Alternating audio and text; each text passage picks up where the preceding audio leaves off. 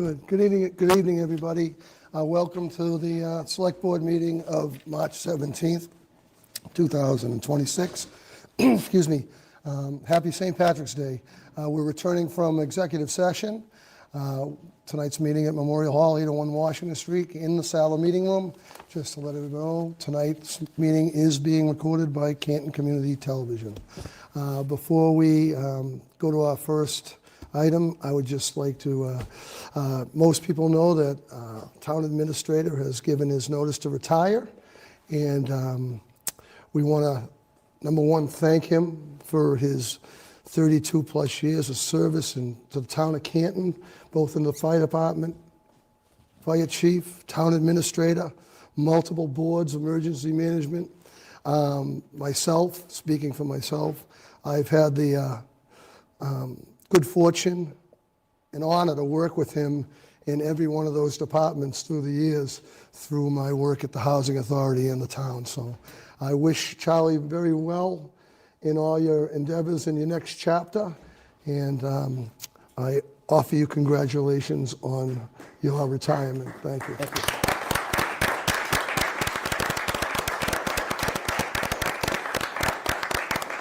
you. You will truly be missed, sir.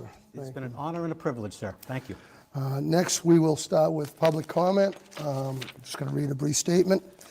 Public comment of the meeting is an opportunity to listen to residents' feedbacks and concerns. However, is not meant to be a question and answer format.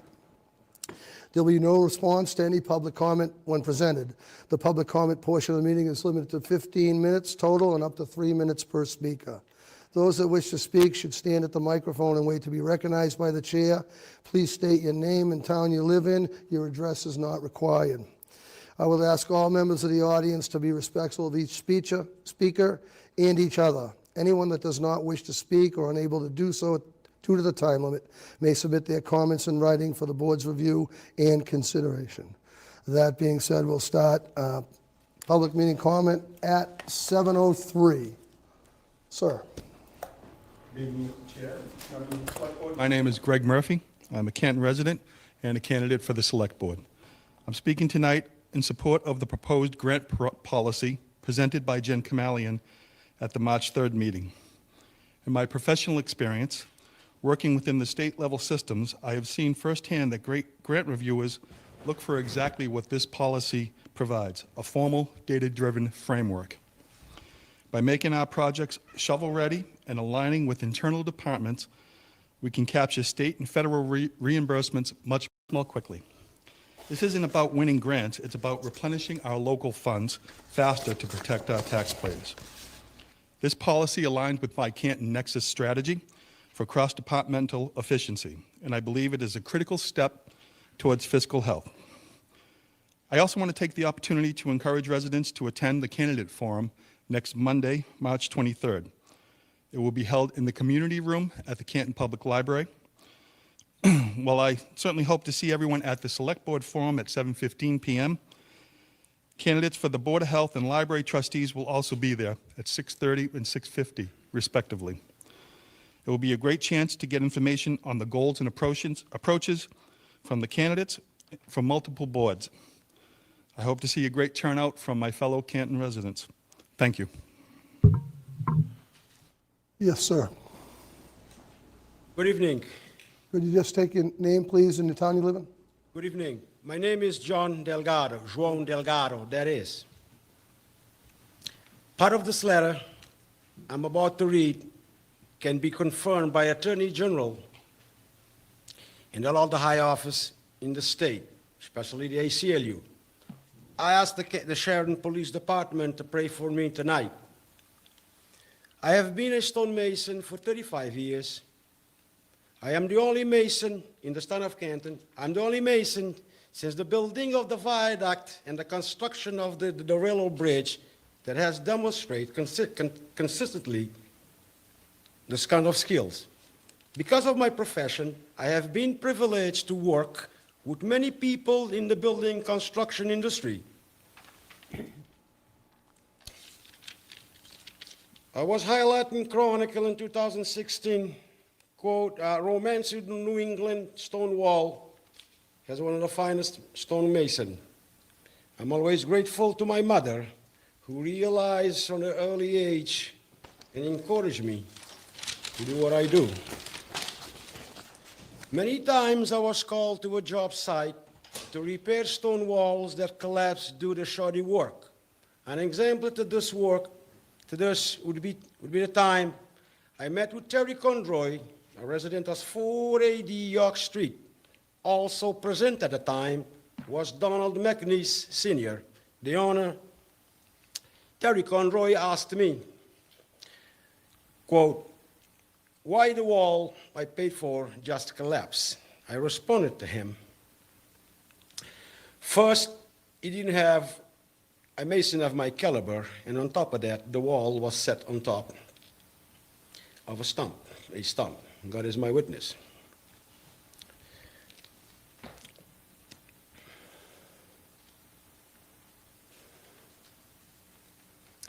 Ever since this McNeese overheard my comment, my business has been attacked. I've been lied to. I have denied permits, stating that I don't have insurance. These are the people in town responsible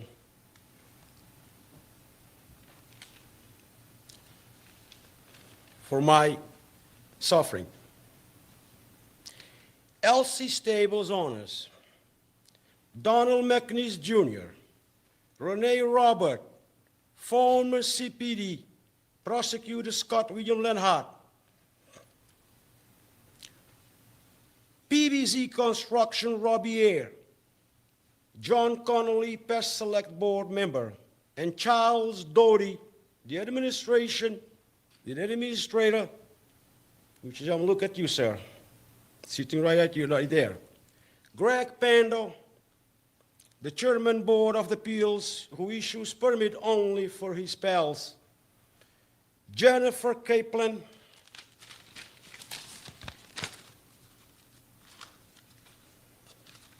I'm going to ask you to finish up, Jennifer sir. Kaplan sits with Berkovich then on a board, with DE, which I consider the fraud of America.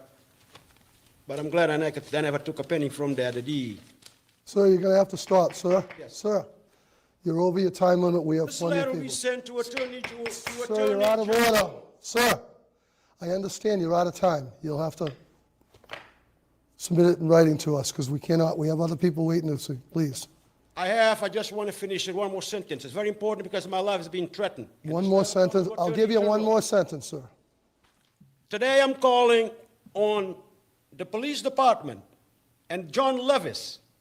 One of them lied on this report, and I have it in camera on my phone. I'm going to show it to Attorney General.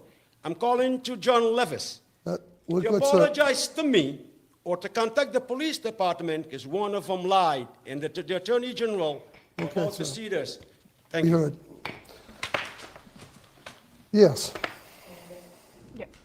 Liza Colburn, Canton resident. I'm here to comment on agenda item number 7, to consider recommendation of the Board of Registrars to hold early voting at Town Hall on Saturday, the 28th, 9 to 5, which would just be one day of early voting, and I'm not sure how this came about, but in the past, we've had like 4 days of early voting, and if the town clerk needs more resources, could the Select Board please give them what they need to, but we can't go backwards in accessibility to be able to vote, because we just, as a town, voted with a pretty good majority to change the elections down the road to November, or begin the home rule petition, which means the town would like more opportunities to vote, and we want to increase turnout. And this only goes backwards. And people are accustomed now to multiple days of early voting. So just encouraging you to expand that a bit, because that's what people are used to.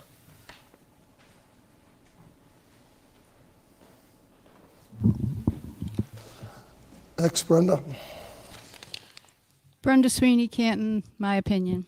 11 days ago, we were doing a standout in Canton when 2 men got upset because one of us waved at them. They yelled at us to stop waving, crossed the streets, and continued their verbal assault.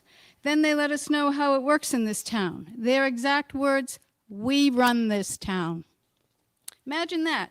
They run this town, not this board, not the citizens, but them, a small group of extended family members. You need their permission to waive. Maybe before Karen Reed was framed, but I think it's safe to say that control might be slipping through their fingers a little bit every day. We've managed to unseat 2 longtime board members of this board, have 4 candidates vying for 2 open seats, and 2 more seats will be open next April.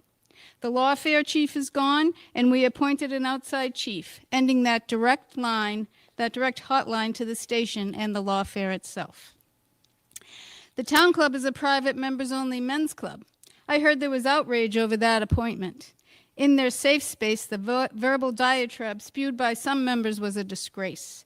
That microcosm does not represent this town. The rest of us are thrilled to have integrity restored to our police station. That family demands blind loyalty. Did you know you have to be in line with their narrative to patronize a restaurant in town? Much like the girls' senior trip, where one member of that family has control over the list of who's allowed to go. Imagine that. Just being a senior girl in town isn't good enough. You need their permission. They don't like you or your family, you get blacklisted. The good news? I hear there's a group making plans for their own senior trip to a different island. Total respect for walking away from that poison. We're proud of every single one of you. Remember, you don't need their permission to validate your success. You earned that all by yourself. Just like Lucky, who they harassed. They tried to bend him to their will so he would back up their story. He stood his ground and told the truth. We're all very proud of him. He gets to hold his head high every single day. One person with integrity versus the angry little helpers deluded by blind loyalty. Loyalty manipulated to justify murder is in reality nothing more than a cult. It's time to take a look in the mirror. You don't own what they did just because you've known them for years.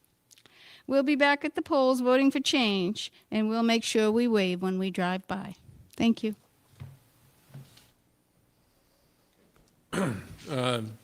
Jeff Sullivan, 4 Bailey Street, Canton, Mass. I want to address the idea of combining the finance director and the town accountant into a single role. This model does exist in Massachusetts, and it works in smaller towns, but Canton is not a small town. Canton has over 24,000 residents and a budget well over $100 million. At this scale, the financial oversight is not a clerical function, it is a control system.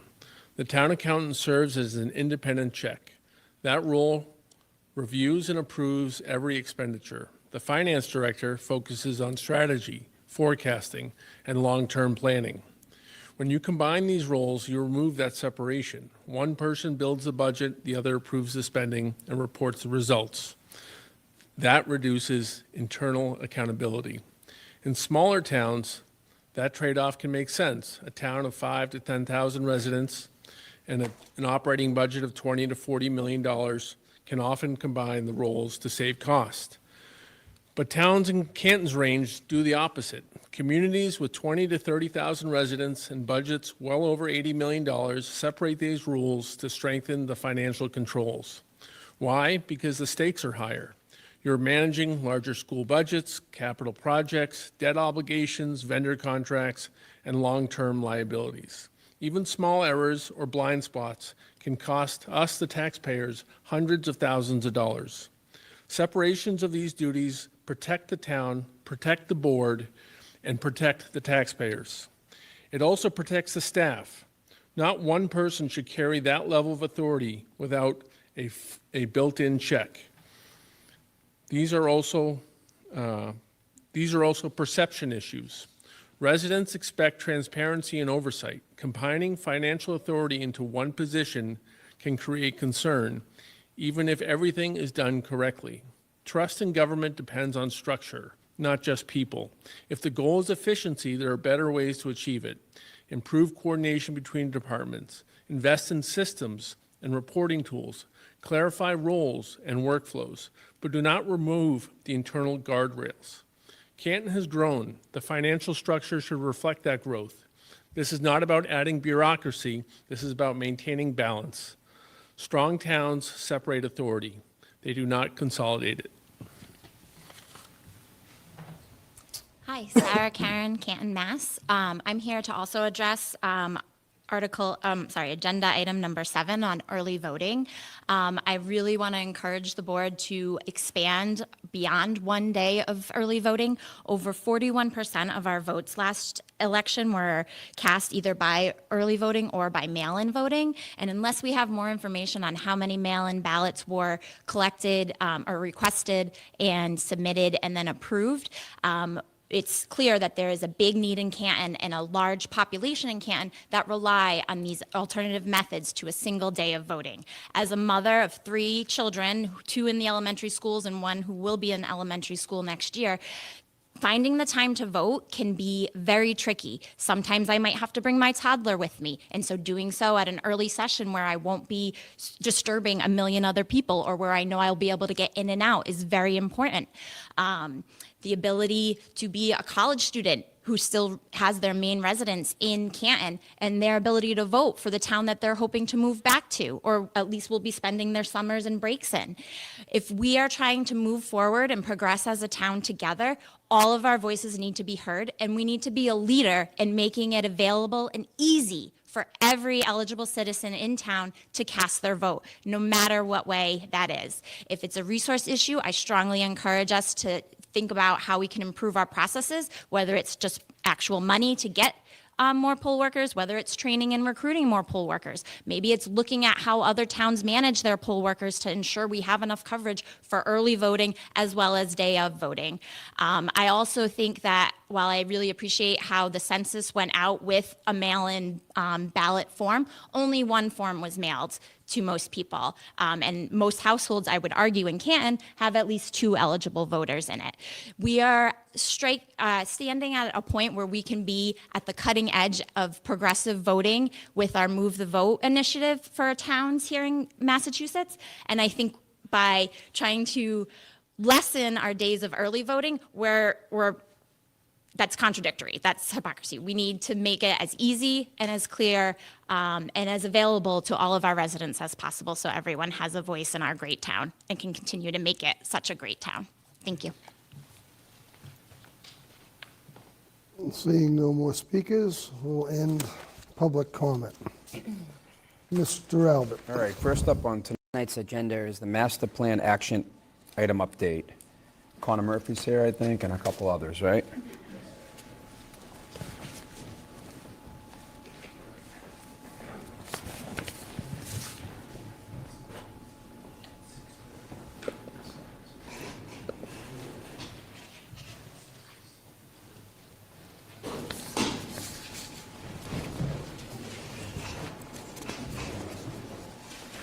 Good evening, everybody. How are you this evening? Chairman. Very well, how are you? Okay. Is that All on? yours. I don't know. Charlie, we have the screen on? We got it? We did. Bingo. Awesome. So, do I start? Do you want me to start? Yeah, if you like. Okay.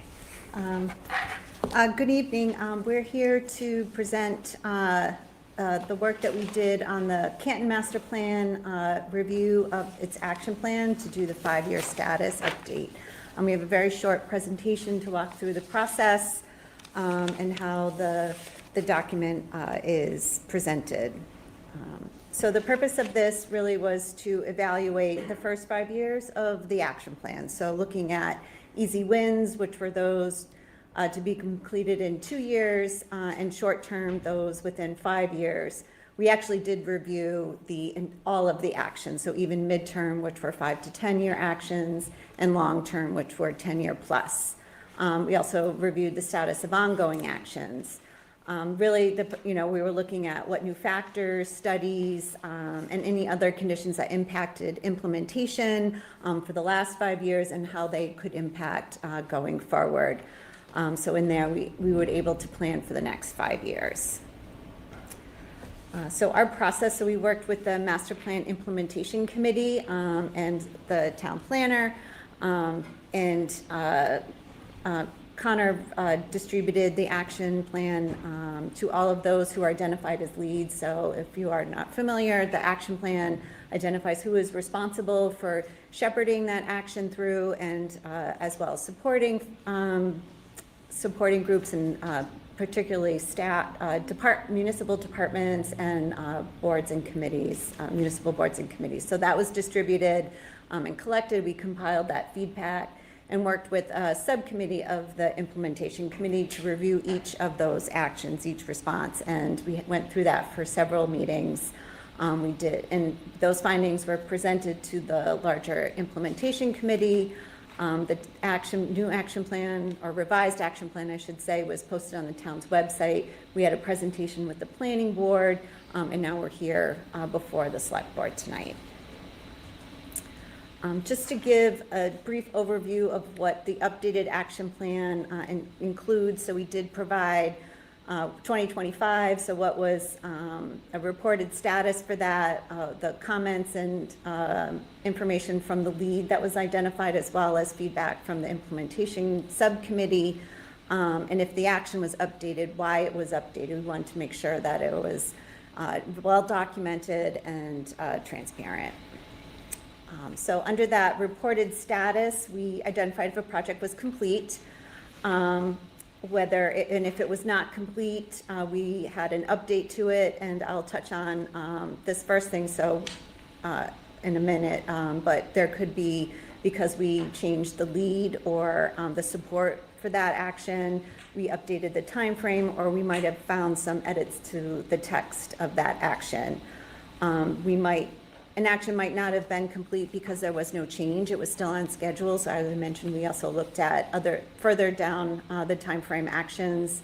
And then we also identified actions that were no longer relevant, and I will also touch on those. So for actions that we identified in new leads in support, reasonings for that was really, there was a report out from the particular department or committee that there was a better fit for them. So another staff or other departments that really were responsible for that outcome.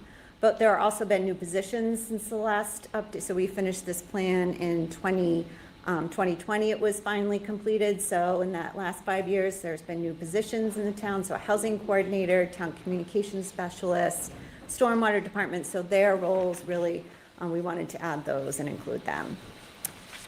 For actions that were no longer relevant, so really there was just some changing conditions, and I've listed them here. So the hazard mitigation plan had expired, so references were no longer relevant.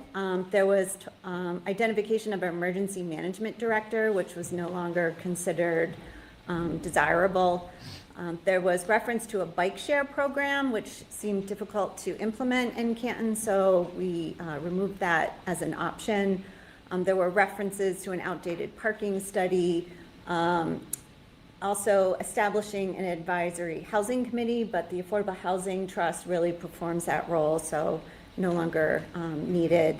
And then finally, there was an action to look at establishing other historical districts, but the Historical Commission didn't endorse that action, so we removed it.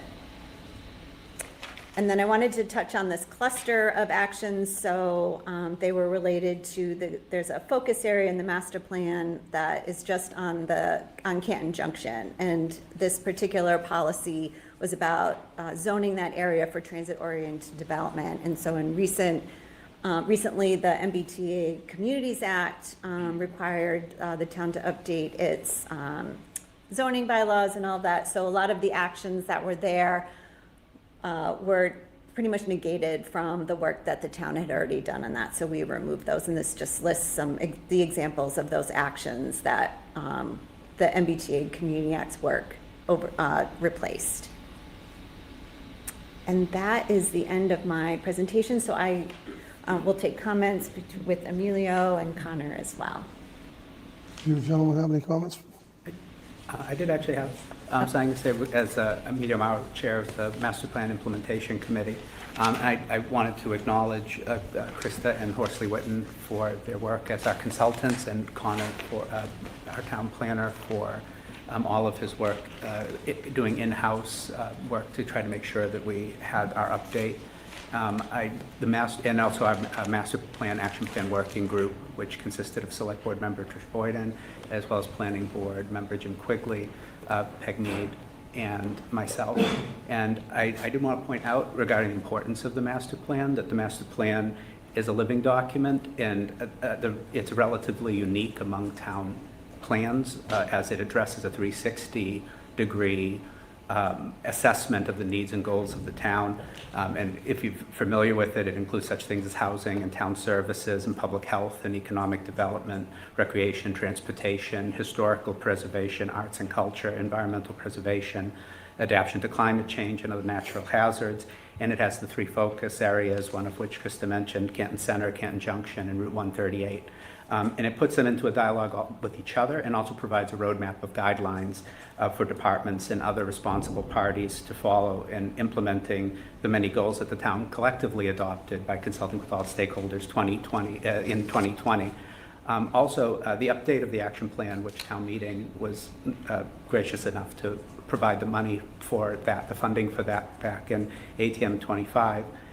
The update of that plan was very helpful to allow us to check in with the various lead responsible parties across the plan at one time, and it reaffirmed many of the existing action items, which is important in and of itself as to make sure we're going in the right direction, even if nothing specifically was changed on that action item. It also allowed the updating of others, as Krista had pointed out, and some changes on others. It also brought into a focus, I think, for the town, the number of action plan items that the town has actually made progress on or completed within the last 5 years. A lot of departments, sometimes a lot of departments work outside of town meetings and outside of the obvious public lens, and they're getting a lot of these things done. A lot of these things are having progress made on them, everything ranging from affordable housing trusts and stormwater management and climate action plans and so on, just to name a few. So the town has made a lot of progress on that as well. So we're looking forward to continuing to try to implement that over the rest of the life of the master plan as well. And I think it was very helpful to have that check-in at the 5-year plan moment. And I think also if members of the public really want to understand kind of a lot of the elements of the needs of the town and what the goals of the town are, it's a great thing to review, and it's on the town website. Excellent, thank you. Mr. Chairman, just quickly, it's good to do this every 5 years. So we'll probably look to do this again in 2030. And then 5 years after that is 2035, when the plan expires. So we'll most likely commission another master plan in 9 years. Very good. I want to thank you for all your great work. It's time consuming. People don't realize how much time spent on these particular things. But congratulate on your work, and let's keep it going in the right direction. Any questions or comments from the board? I have a comment. I just want, okay. You go first. Sue, please. Okay, this is a really maybe stupid question, but I love this spreadsheet you sent us, love it. But some items are in red, and what is the significance of that? So some of the items that are in red are just the updates we've made. So the black Okay. was action plan from 2020. The red are the updates this year. Okay, thank you. And I just want to reiterate what Krista and Emilio said. That's what I liked best about just reviewing it again and finding out that we've done a lot of what we planned to do since 2020 with stormwater management, with the housing trust, and what was the third one? There was one other one. Climate action plan. What is it? Climate action plan. There you go. And yeah, so we're moving in the right direction. Yeah. Thank you very much. Thank you. Have a wonderful day. Appreciate it. Do you need this on? Just hit the A button. There you go. Thank you. Easy.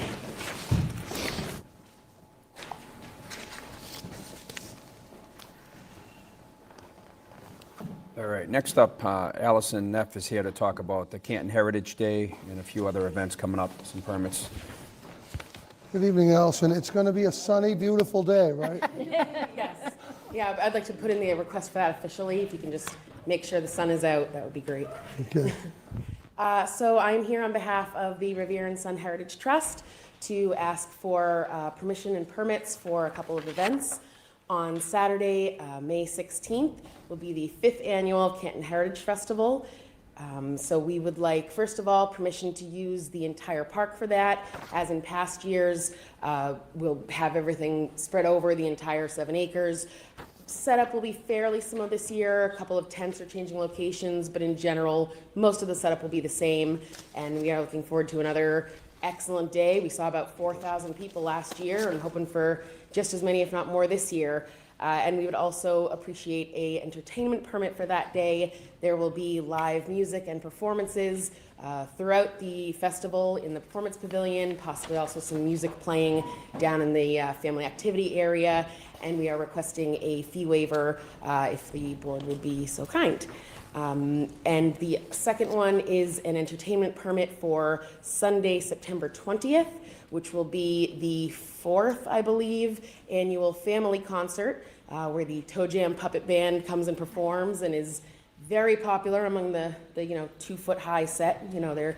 And so we look forward to seeing them again. It is after 1 p.m., so I think that it was I know there's a fee to the state that can't be waived, and the treasurer has made out that check, and I will get it into your hands, assuming the entertainment permit is granted. Perfect. I've been to each one of those festivals. Some of the weather has been good, but last year was fantastic. I just wish the weather's good for us and we have another great day. That will be fantastic. Good luck. Thanks for all the work you guys do. Thank you. Any other questions or comments? Just, Allison, I know the answer to this, but just to inform the public, you guys are going to work with the residents to inform them that this is going on. Absolutely. Let me try that again. Absolutely. Aside from a neighbor notification list, we will also be delivering letters into the mailboxes of the immediate neighbors, and we will be having a meeting. Right now we're having 3 or 4 meetings a year with the Neighbor Advisory Committee, and there will be another one of those. I believe it's actually at the beginning of May. I can check on the exact date if you need to know. Okay. And then trash, it wasn't a problem last year, right? Like we fixed whatever the... So we will be, there's a meeting scheduled with the chiefs or representatives for police, fire, buildings, DPW, and the town administrator on April, oh goodness, on April. It'll be before the 10th. It's in early April, April 7th, on April 7th. And we will get everything squared away, and we will be asking to hire the services of the DPW for trash removal. For the family concert, it will be smaller and we can handle the trash removal ourselves. But for something as big as the Heritage Festival, we need the support of the DPW. Okay, thank you. That's all I had. Anyone else? Mr. Alec, we have a One motion. at a time here. First, I move that the board approve the request for the Revere and Son Heritage Trust for permission to use all of the Paul Revere Heritage Site for the Canton Heritage Festival and approve the one-day entertainment permit for Saturday, May 16th, 2026, from 10 a.m. to 3 p.m. with a request to waive the $40 entertainment application fee. Second. Motion made second. Any discussion? Seeing none, all in favor? Aye. Chair as well, 5-0. Next, I move that the board approve the request for the entertainment permit for Revere and Son Heritage Trust to hold the Toe Jam Puppet Band event on Sunday, September 20th, 2026, 1 p.m. to 5 p.m., and a request to waive the $50 Sunday entertainment fee. Motion made. Second. Second. Any more discussion? Seeing none, all in favor? Aye. Aye, chair as well, 5-0. Thank you Good so luck. much. Thanks, Allison. Ready for good Look forward weather. to seeing you all in May. There you go. There.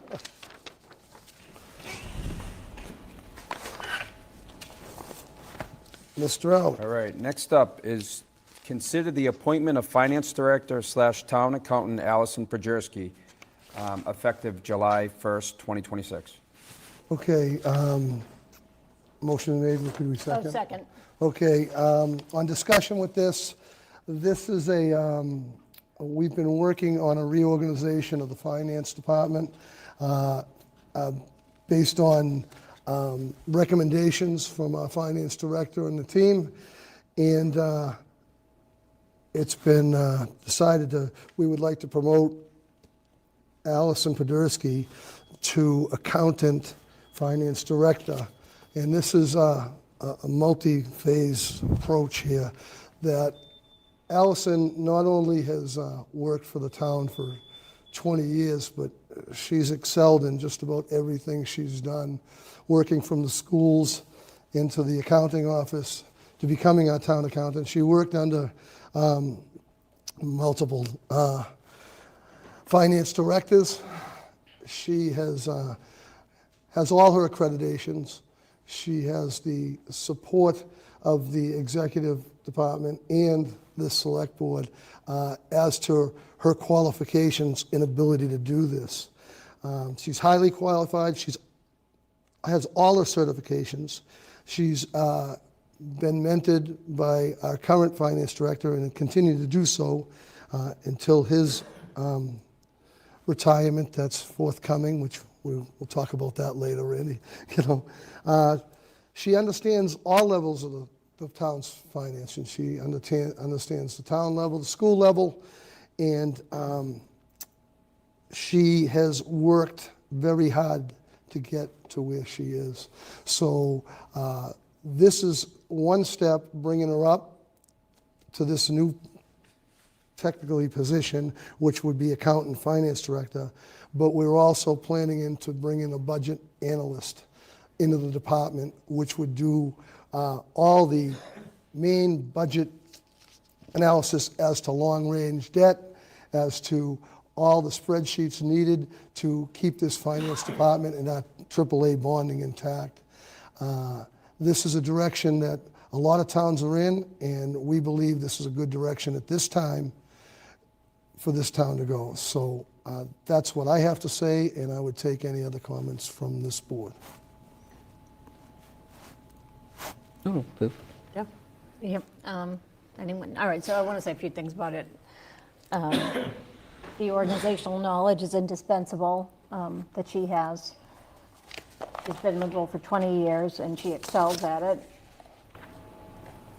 Internal hires outperform external hires. It takes up to 2 years for new hires to be as productive as existing employees.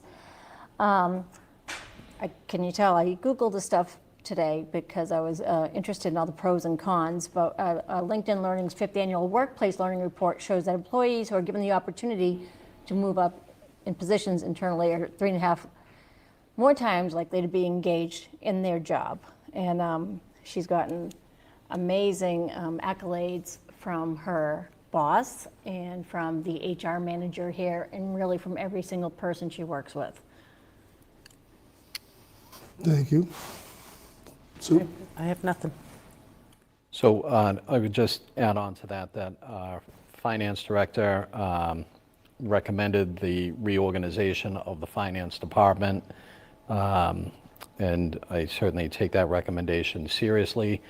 Allison is obviously the right candidate just based on her qualifications, her resume, and this is what we've asked Mr. Duty to do, is work on succession planning in our department so that people have a path to improve and ascend the corporate ladder, just like in private sector. And that's exactly what is happening here. So Allison has been groomed. Again, the finance director tells us she's the right candidate. Her resume echoes that, and I support this. Thank you. We're really not taking any comments. You have a quick one? Sweeney Canton. I just want to make sure I understand that you're not losing a position, you're bringing someone else in so that when Mr. Scollins retires, she All I can moves say, up. Randy's and going to be someone- retiring, Allison will be taking his place in this new thing, but we're going to bring on another person in that department to take a lot of responsibility off of Allison that is specialized in what we need to have done. And you're not going to advertise outside at all? You're just No, going this to... is going to, well, this, right now, we're just concentrating on this one. This petition, and this starts July, so we have some time on the next petition. Yeah, thank you. Okay, seeing anything else? All in favor? Aye. Chair as well, 5-0. Okay, next, I move that the board vote to support the FY 2027 municipal operating request and fixed cost budgets as recommended by the town administrator and finance director. Second. Motion made in second. This particular budget is been trimmed down to fit our financial situation. Once again, we had a budget that we had many requests from many departments. And we would always love to grant all the requests for everybody, but it is not fiscal responsibility, and we cannot spend money we don't have. That being said, the cuts have been pretty much a little bit across the board on different items. We had to trim this down as our discretional spending was about $870,000 change, somewhere like that. Sorry, Randy, I'm sorry to put you in that. But Randy, can you just come to the sorry, microphone? Randy.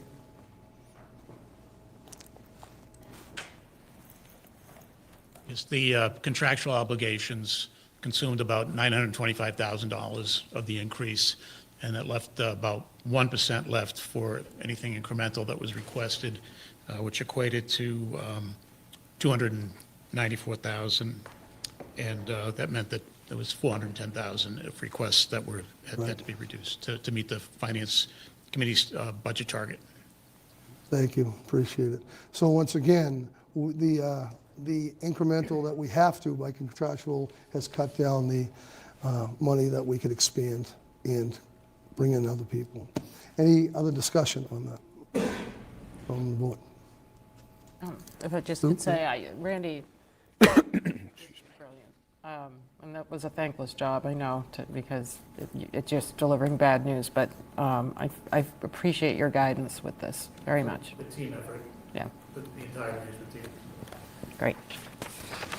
Thank you as well, Charlie. Seeing no more questions, all in favor? Aye. Aye. Chair as well, 5-0. Next up is to consider the request for the use of a mitigation in the amount of $115,000 for computer equipment. Lewis is going to come up and give us a breakdown on this.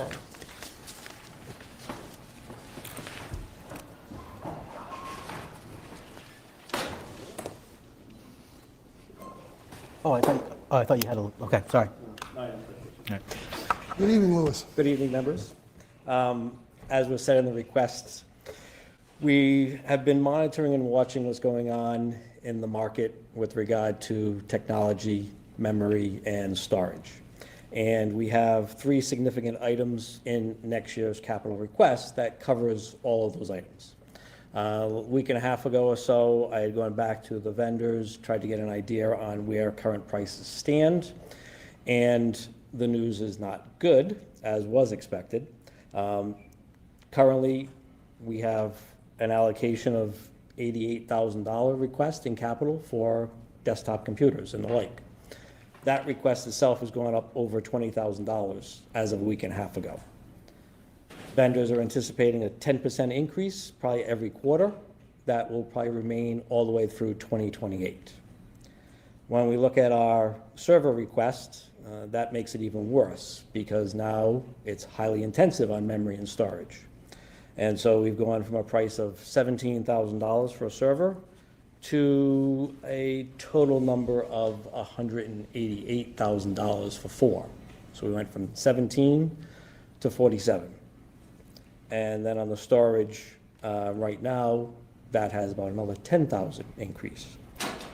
So in 3 items that had a request of $349,000, we are now looking at $487,000. So the request today is to try to get ahead of this issue.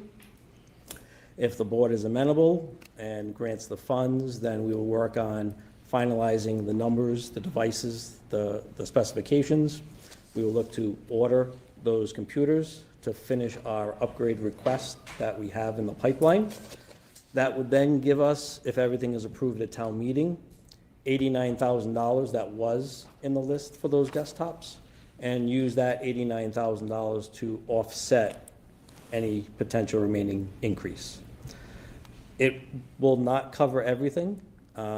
As things stand right now, we will probably still have to trim some components in essence, replace 3 machines, reuse one of the old ones, add some extra items, take some money from operating budget in order to make the whole process and function work.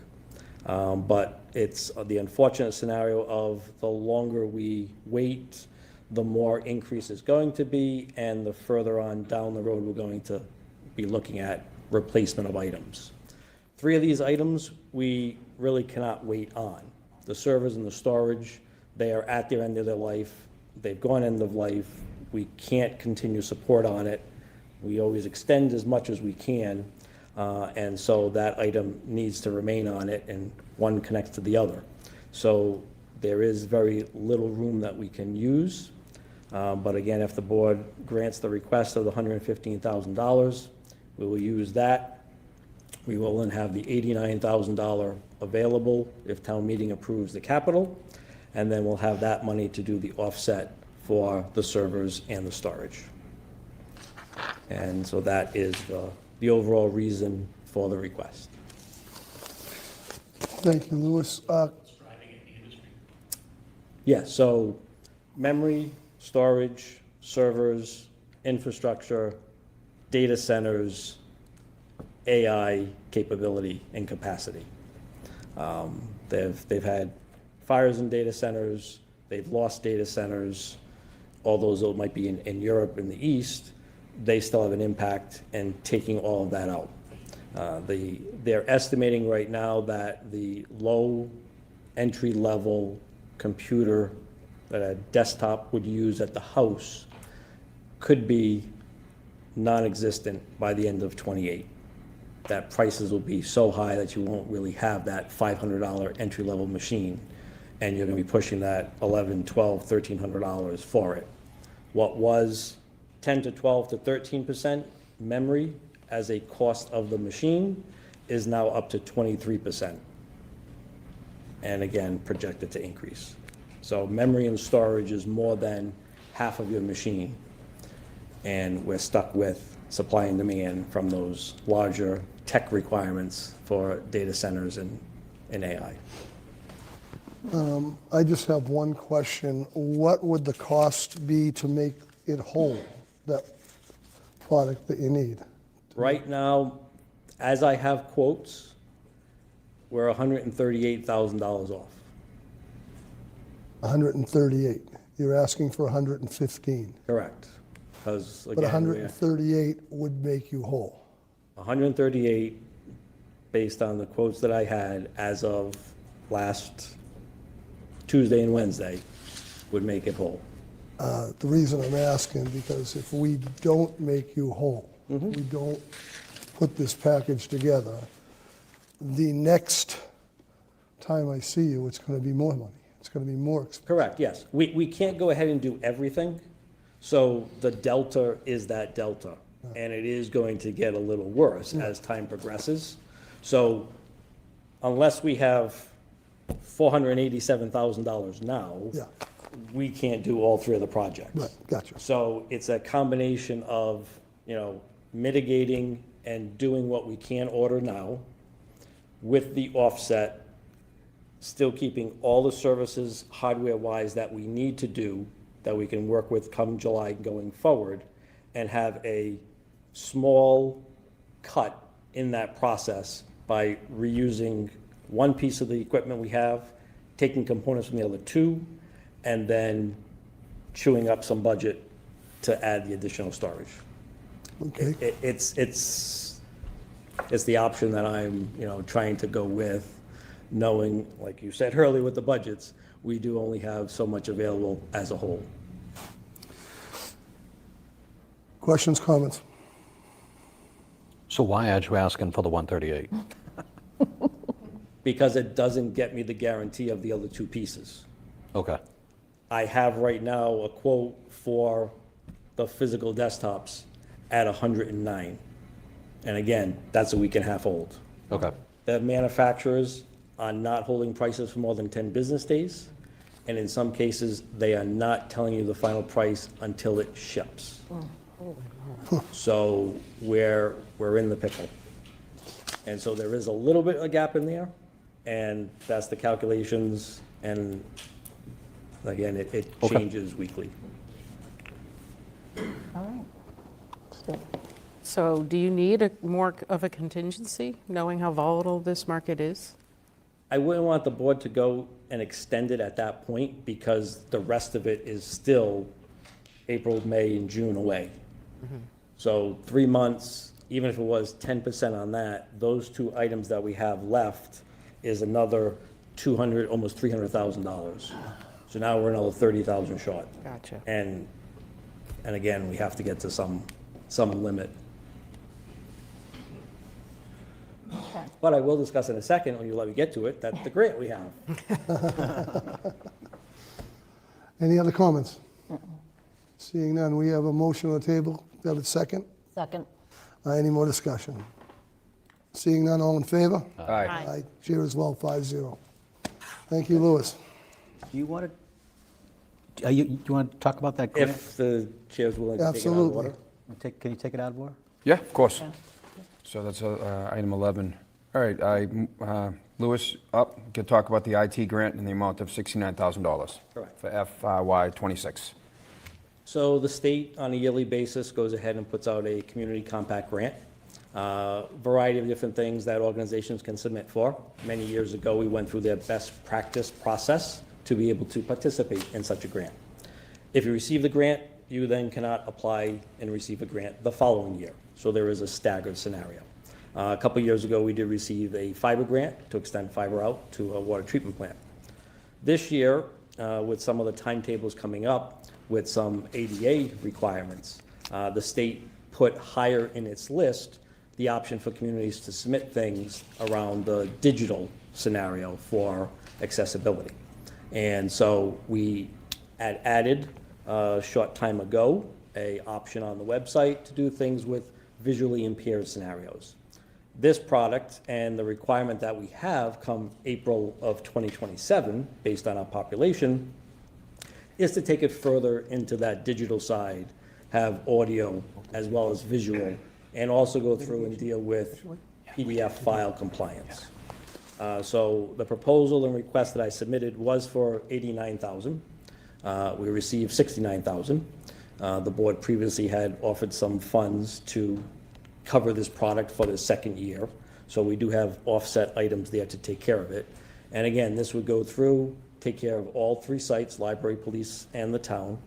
And it would handle and allow us for 3 years to have this offering, take care of all the posting of the PDF type documents to make sure they're accessible, would add on the reader option for any PDF.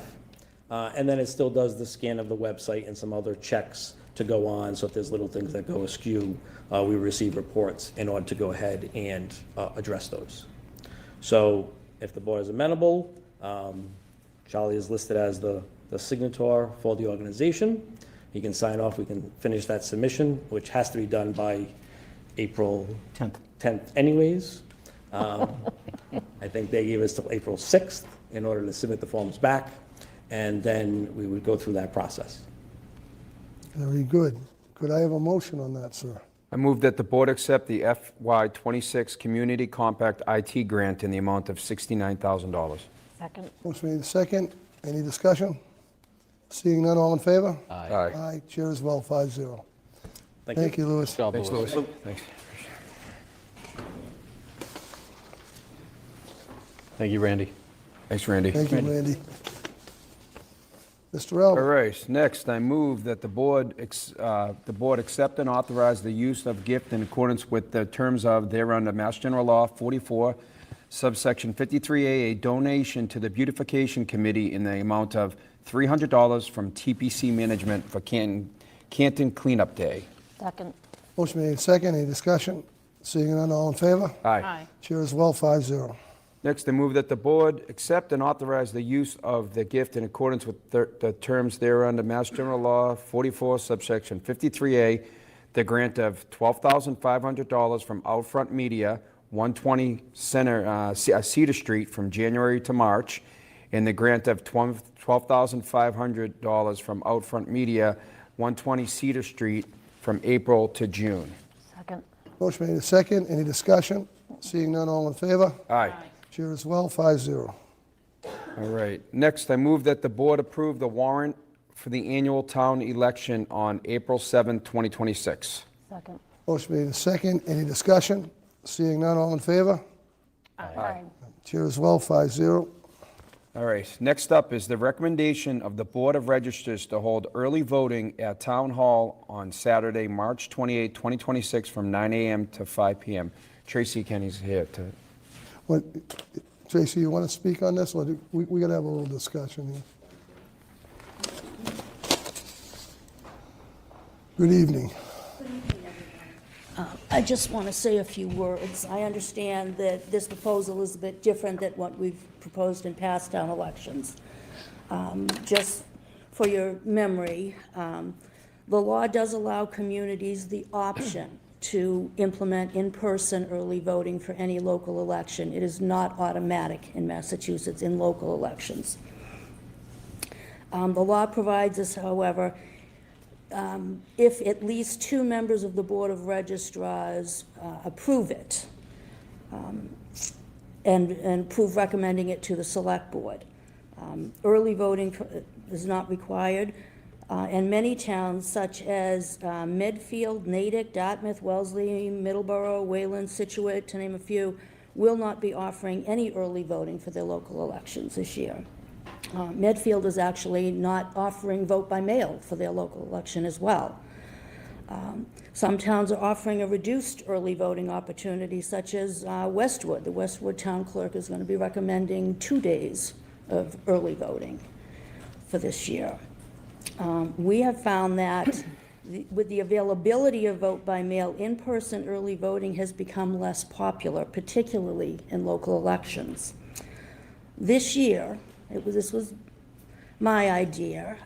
We included a complimentary vote by mail application in with each census mailing. I actually got this idea because I remembered every year when the state would send out the red books prior to state elections, they were books with information about the questions and whatnot. They would include in the center of that book a complimentary voter registration form. I thought, why can't we do something like that with the census? So we put the vote by mail application in there. And it's been very popular. As of today, we've had 2,350 requests to vote by mail. Now that's, in some years, that's been more than have voted in total in town elections, so that's doing very well. With that in mind, I suggested to the Board of Registrars this year that we hold only 1 day of early voting on a Saturday from 9 a.m. to 5 p.m. This Saturday that I'm suggesting, March 23rd, actually coincides with the last day to register to vote in a town election. So we can remain open for both of these purposes. If anyone needs to register to vote, they can come to Town Hall as well, and they can vote early. Let me see. We will still be providing the opportunity to voters who wish to vote early, but it will have a cost savings of, instead of having to pay election workers to sit here all week and twiddle their thumbs waiting for a voter, I just don't see the point of that. It's not about money. We have it in the budget to do it. However, I personally feel it's a waste of taxpayers' money to pay somebody to sit up here for really nothing. There's no point to it, particularly when vote by mail has now become so popular. Let's see. I was watching the meeting earlier, someone mentioned about last year and early voting. I pulled out some statistics. Last year's town election, there were over 5,100 voters that voted in the town election. There were less than 1,000 that voted early. That's only 19%. We've already sent out 2,300 vote by mail applications. That's more than voted by mail last year. Than voted early last year. Anyway, this is what the Board of Registrars voted. They decided unanimously, 4-0, to recommend that to the Board of Selectmen that 1 day of early voting be held on the Saturday, March 28th, So I respectfully request that the Board of Selectmen approve this decision. This is not a decision that is made hastily. This is made with some thought and based on my experience. I've been working in the elections office for almost 39 years. I've been the chief election official for 26. I think this is the best option at this time for the town. So I would hope that you would support my decision. Thank you. Thank you, Tracy. Any questions or comments for Tracy? I have one. Go ahead. So I was in there earlier today. Were you just, Gail pointed out that 49% of the people, was it 49% was mail-in voting last year? Or was that total before Election Day? So do you know, like, if you divided up that number, how much was vote by mail versus, like, walking in here? 984 people walked in 7 days. Okay, that's what I was, yeah, so that's, And that was 19% of the Yeah, total. yeah. But almost half of the people chose to vote. oh, all right, you gave that number, the 19%, and the rest were all mail-in? Right. Okay, of the 49%. Gotcha. Thank you. Any more There's questions? also still absentee voting that is available. You're going to talk. My about memory, that. thank Yeah, you, okay. yes. That's another thing. Absentee voting is available to any voter who will not be available to go to the polls on Election Day. Some people referred to early voting when it was first implemented as no excuse absentee voting. It basically is. To absentee vote in Massachusetts, you have to have a reason. You're going to be out of town on Election Day. You have a religious belief that prevents you from getting to the polls on Election Day. You have a disability that prevents you from getting into the polls. You have to have a reason. But early voting, you don't need a reason. So if you want to vote early, you can come to Town Hall and do that, provided it's available to you. Thank you. If I may, Mr. Chair. Absolutely. I cannot support only one day of early voting. I've heard from a lot of citizens on this issue. And, you know, you say 19%, that sounds like a lot to me. That's a high percentage of voters who have taken the early voting option. First of all, I do want to thank you for including the mail-in ballot in the census. I thought that was a really good idea.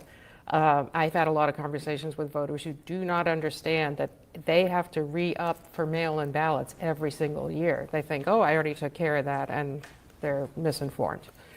But as a person who works on a Saturday, I think just having one Saturday available for early voting is not good enough. Our goal is to have more people vote and more participation, and I'd like to see at least one weekday for early voting. Ideally, more. Just but- comment on Go that? ahead. Yeah. Okay, the 19% that voted last year, they did not receive sent to them a vote by mail application. So if they didn't seek it out themselves, they may not have even realized they had the opportunity.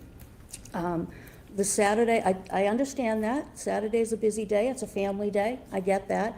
But that is why we have multiple opportunities. We have the vote by mail, and we have Election Day. The polls are open for 13 hours on Election Day. And as I just mentioned, we also have absentee voting. 11 years ago, your only option was to go to the polls on Election Day. There was no early voting. There was no vote by mail.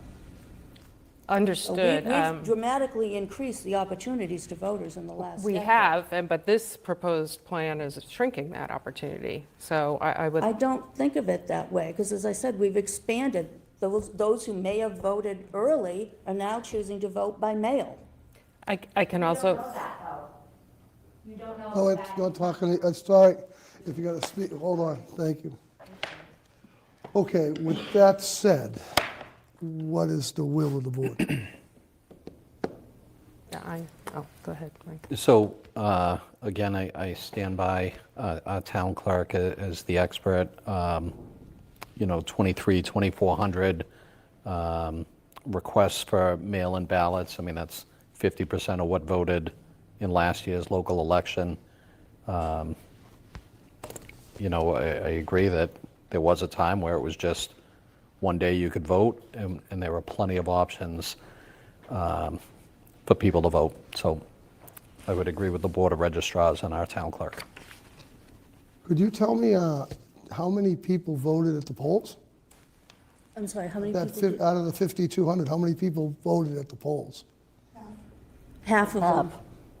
So you have 20-something, so 2,300 mail-in now, and now you have, and then last year it was half of that, 5,000, so your numbers are almost there. Yeah. So, all right, quick comments, and then we got to move on. I'd like to ask a question. How many days did we have, Julie Beckham? Oh, sorry, Julie Beckham. Yeah. How many days did we have early voting available last year For the town election, for the town election? we had it 6 weekdays and a Saturday. 6 weekdays and a Saturday. Okay, so now I have a comment after my question. Is that okay? Yep. That's a big gap in communication 3 weeks before a local election, because the expectation is that we'll have that again if it's not abundantly communicated to our townspeople. And I've been campaigning and spoken to, I think the last count was 305 people at their doors, and have told them that there's early voting, because that's the expectation. And I haven't specified that how many days there would be. And it is an assumption. I'm sorry, was that the question? No, I'm just talking to myself. Oh, okay. So it might have been an assumption, but I think we make assumptions when there's not ample time to communicate. And so I totally respect all of the work and the thought that went into this, and I absolutely agree that it was a thoughtful decision. But what wasn't thought out was the lack of communication and this news 3 weeks before a local election, when we're trying to get more people involved, not fewer. Okay, one more comment. Mr. Chair, Greg Murphy, Kent resident, through you. I missed it maybe. Did we say how many mail-in ballots were requested last year versus this year? I'm just curious if the increase makes up for the difference that we might lose in the ability to do early voting at the polls. We have that number? Remember, it was not anywhere near 2,300 that we've received this year. This year we've received 2,300. I don't remember off my head the top number from last year, but it was nowhere near 2,300. Nowhere near? No. Okay, thank you. And one last question from the chair. What would it take to increase that early voting for 2 days, like Thursday, Friday, then Saturday? So if we want to increase it 3 days, Thursday, Friday, and then a full day Saturday, would that be a hard implementation? That is a good question. I would have to look into that. You know, because, I mean, from what I'm hearing from the speakers and from what I'm hearing from a fellow board member, I personally, you know, Tracy, you've been doing this for a long time, and I respect everything you say, I really do. But where we are 3 weeks from an election, really less than that, we have to make a move tonight on this. And I just think in order to expedite this, I think it would be better off if we added a couple of days, like Thursday, Friday, and then a full day Saturday. And I know we have the money to do it. It may be an inconvenience, but I think that would be a good compromise from what we did from last year. Let it be a day and a half. Huh? A day Friday, and a half. this building closes at 1 o'clock on Yeah. Friday. This building closes at 1 o'clock on So it'd be Friday. a day and a half, or we could do it Wednesday, Wednesday. Thursday, and then Saturday. I'm just saying. Well, I just think, you know, in the amount of time that we have left to the election, and this came tonight, it would be a fair compromise to get more early voting in. That's just my suggestion, and I think I would be supportive of that. all right, that's fine. I'm not going to say anything. But is that implementation going to have ramifications? Can we do it? That way, in that method, Wednesday, Thursday, and Saturday, Or Wednesday, Thursday, half a day Friday, or? half a day, right, not leaving Friday out, because then you are going to Yeah, have more so that's what confusion. I would recommend. We'll do what the board recommends. You know, What the that's board my approves. recommendation. So you know, we can talk about it some more, but I think that would be a fair compromise to where we were last year, to where we were this year, and now this year coming, all our numbers can be quantified to the point. So the following years, you can say, hey, listen, we had 200 people show up early voting. We don't need to do this anymore. I mean, it's just it's a litmus test. Let it happen. That would be my suggestion. So what are the exact days you're I would motion for? I would entertain a motion to have early voting Wednesday, Thursday, half a day, Friday, and Saturday. Wait a minute, we can't do that. It just dawned on me. The Saturday is the 10th day before the election. We cannot do early voting previous to that. We can do it the week before the election, which would be the 30th through, Monday the 30th Okay, through. all right, no, that's a good answer. Let's see where we are with that. Where is my calendar here? So, Paper one right in front of you. Old school. the 28th. It has to be 10 days before the election? 10 days before. So is when for we'll instance, start. the 28th and the 30th and the 31st, is that? Would be, could that work? No, that's not 10 days though, because it's the 7th. It has to be within 10 days? Within 10 days? No, it can't begin prior to 10 days. So it can begin on Saturday, the 28th. Oh, so you can do the And then it can go 30th the and following 31st. week up until Friday. Okay. Oh, It okay. cannot go Saturday, the 28th either. Wait. So the 21st is the only Saturday that we can do. 28. 28th, excuse me. 28th, that's Up what I thought you 28, said. 28, 30, 31? Yeah, 20, 30, 31. Yeah. it's 3 days. So 31's a select board meeting, so there'd be no early voting up here. Nope. Do they have to be consecutive days? I don't Just to think so. make it somewhat, Yeah, It'd be a lot less confusing. confusion if you're going to do this. That said, if we can't do it the 31st, then 28th, 30, and the 1st? Could you do 28th, 1st, and 2nd? Yeah. Why not? that works with me. Okay. So Saturday, the 28th, and what day is the 1st and the 2nd? So it'd be Wednesday the Wednesday and 1st and Thursday. Thursday the 2nd. Okay. Different thought? Different?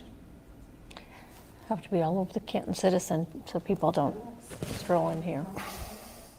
Tuesday, we're open till 7, Because that's a select board meeting. Select board meeting. but that we could do it in our office like we've done before. Yeah, with the interruption.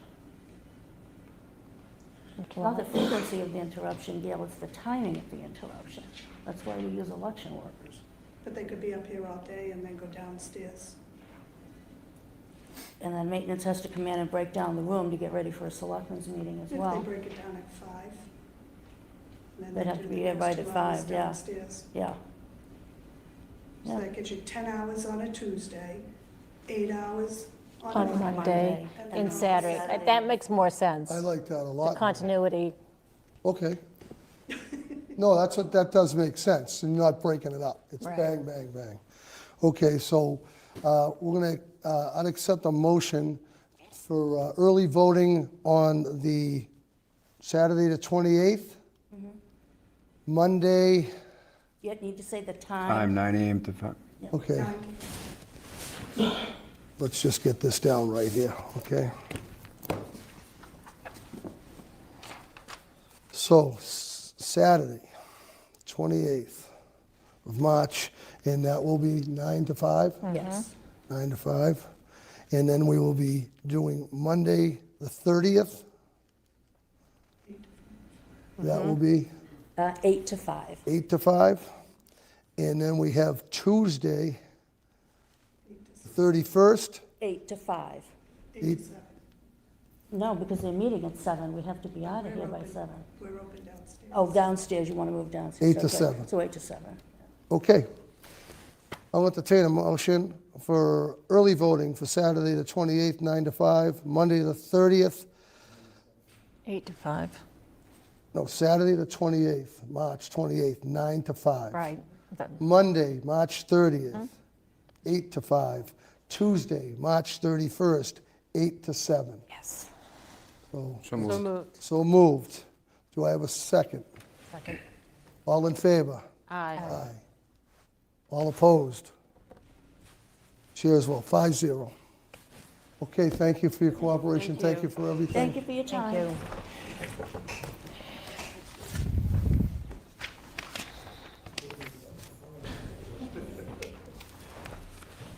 All right. Mr. Albert. Next, I move that the board approve the Canton Association Business and Industry Annual Canton Road Race 5K, 10K to be held on Sunday, September 27, 2026, beginning at 10 a.m. at Trillium Brewing Company, 100 Royal Street, subject to police, fire, and building approval. Second. Motion made second. Any discussion? Seeing none, all in favor? Aye. Chair as well, 5-0. Next, I move that the board approve and authorize the water restrictions for Canton beginning on April 1st, 2026 for a level 2 drought alert as announced by Mass DEP, which calls for limiting outdoor watering to handheld hoses in watering cans to be used only after 5 p.m. or before 9 a.m. Motion made in second. Yep. Second? Yeah. This is really something. We just had 2.5, 3 feet of snow and we're in a drought. So this is really something, but guess we'll have to go with the experts on this one. Any more discussion? All in favor? Aye. Aye. Chair as well, 5-0. Next, I move that the board approve Southeastern Regional Services Group, SURGE, DPW Service Awards for a rebid for cold in-place recycling 3/1/2026 to 2/28/2027. Motion made in second. What is it? This is the paving. This would be the resurfacing. Oh, state okay. Yeah, contract yeah. That the DPW Second. will go. Second. All in favor? Aye. Chair as well, 5-0. Next, I move that the board approve the Canton Stormwater Utility Fee Credit Policy. Second. Motion made second. Any discussion? Seeing none, all in favor? Aye. Aye. Chair as well, 5-0.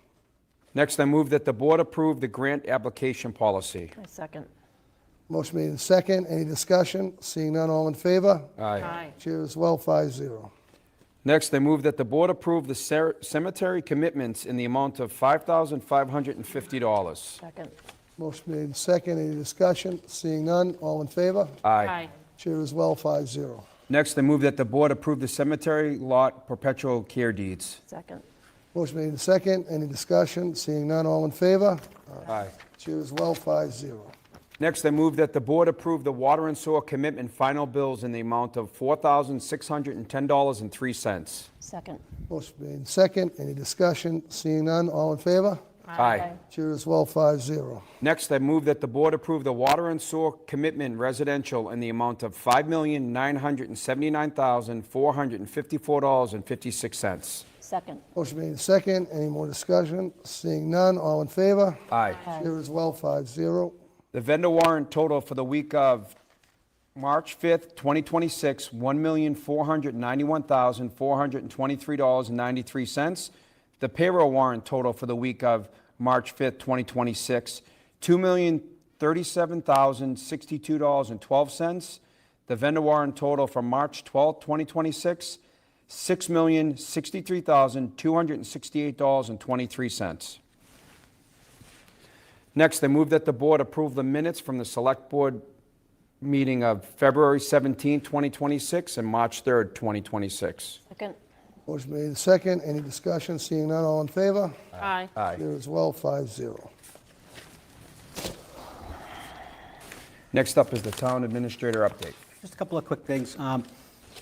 Little update on the windstorm last night. I don't know if you were all up, but it sounded like a freight train coming through your house last night. We did have some neighborhoods and residences affected with power outages, particularly Chapman Street, Washington Street, and Indian Lane.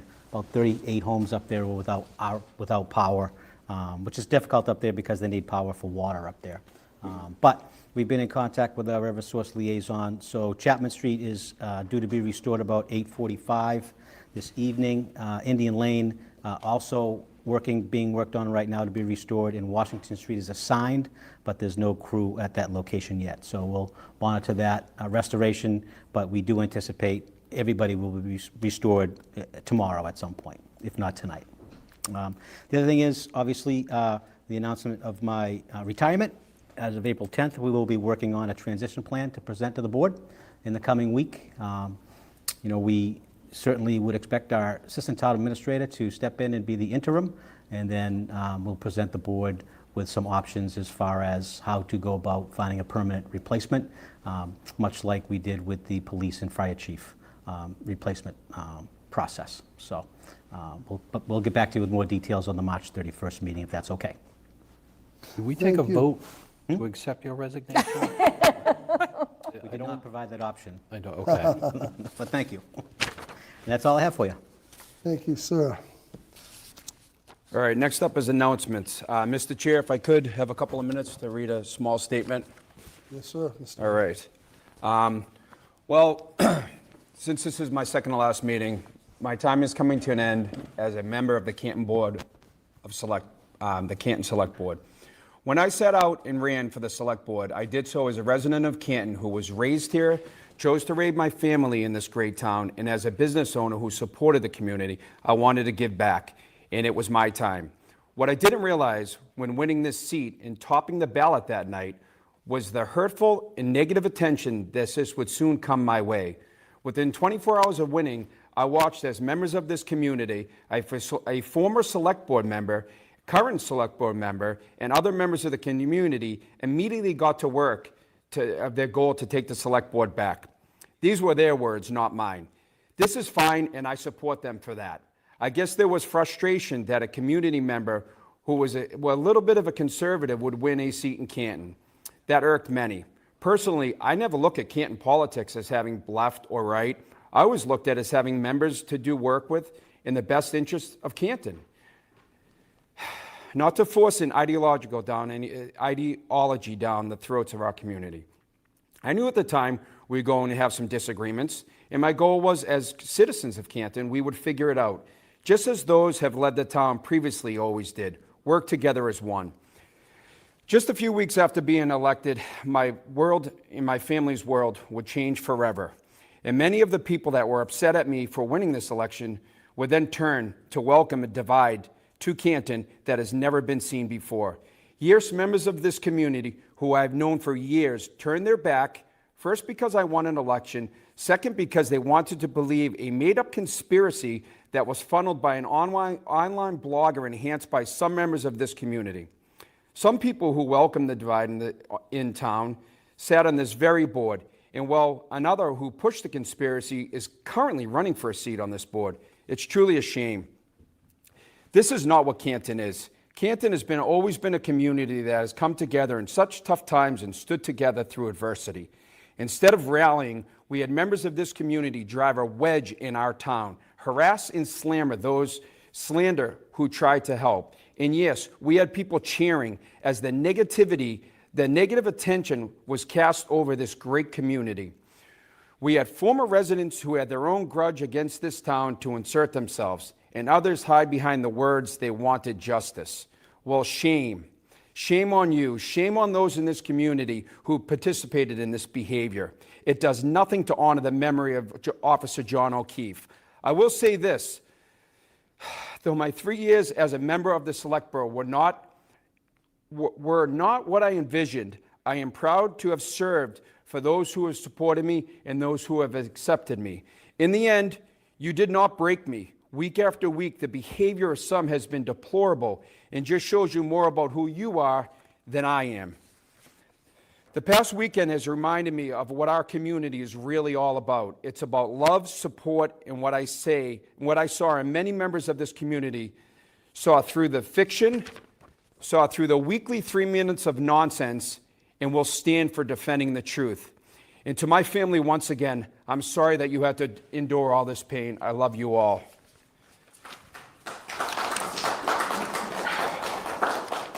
Thank you for affording me the opportunity to do that. Yes, Mr. Albert, before we adjourn for this evening, I was very remiss at the beginning of this meeting. We have to also congratulate the Canton hockey team for Oh, that yes. unbelievable victory. Great job, Canton. I heard the garden was rocking, and I thought it was a great time. We had a St. Patrick's function I was at. We watched it. It was quite exciting, so congratulations. Unbelievable Canton game. Senior Hockey. It was unbelievable. So thank you, Canton. Mr. Albert. All right, the Select Board will hold its next meeting on Tuesday, March 31st, 2026, 7 p.m. at the Sala Meeting Room, Memorial Hall, 801 Washington Street. I make a motion that we adjourn tonight's meeting at 8:26. Motion made, second. Any discussion? Seeing none. All in favor? Aye. Chair as well. Good night, everybody. Happy St. Patrick's Day. Remember as we go through this. One other question I have, and then unless anyone else has any other thoughts. Obviously, in a few weeks, we're going to vote the operating budget, and we obviously do have to kind of cut back on that somewhat based on the recommendations. Is there, between now and then, I know we're going to talk to